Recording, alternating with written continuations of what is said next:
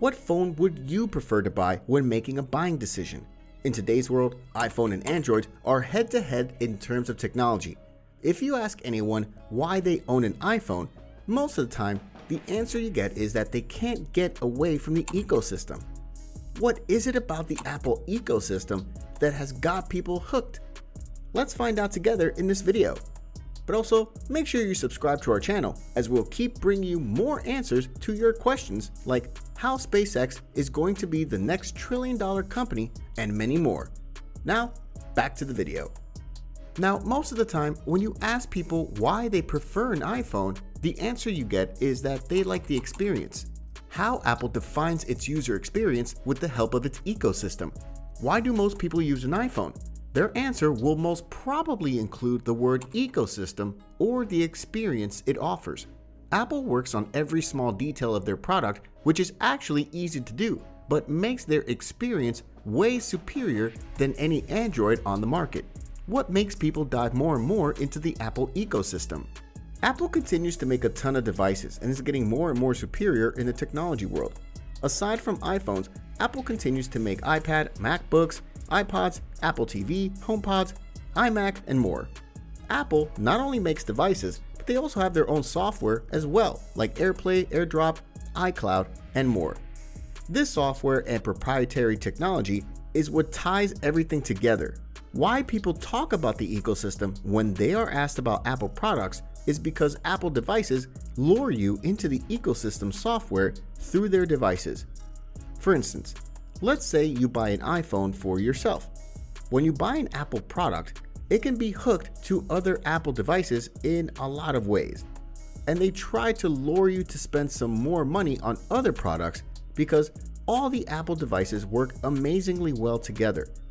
Now, a lot of people start by buying just an iPhone and they normally don't have plans to buy other Apple products.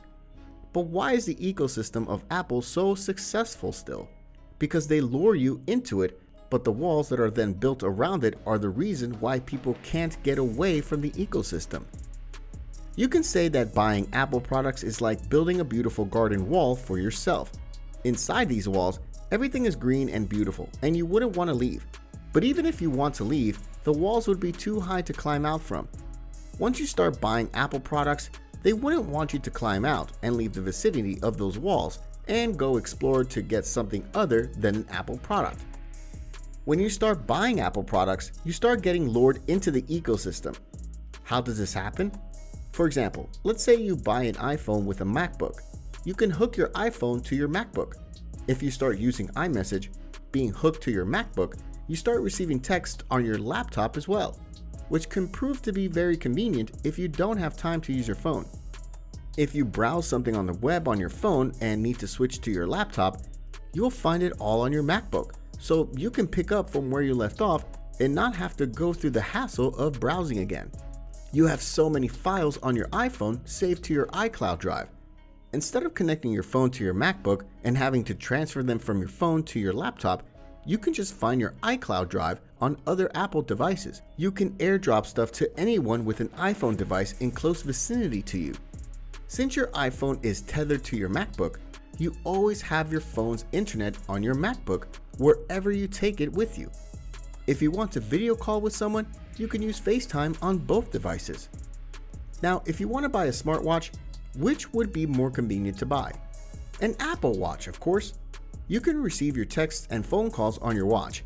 If you go into the market to buy, say, headphones for instance, would you rather buy huge headphones with a wire to connect to your phone, or would you rather buy AirPods to instantly connect to your iPhone and be pocket-sized to carry with you everywhere?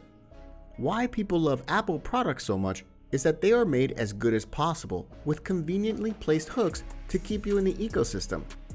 Some of the Apple products, like a HomePod, are limited and don't really give good performance.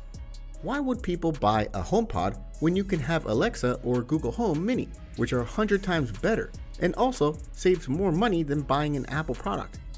But someone who has a lot of other Apple devices which can be hooked to the HomePod has an iCloud account and has Apple Music on their iPhone, which makes it convenient to buy a HomePod. So if you're lured into the ecosystem, it'll be hard for you to leave. Now, how does one leave?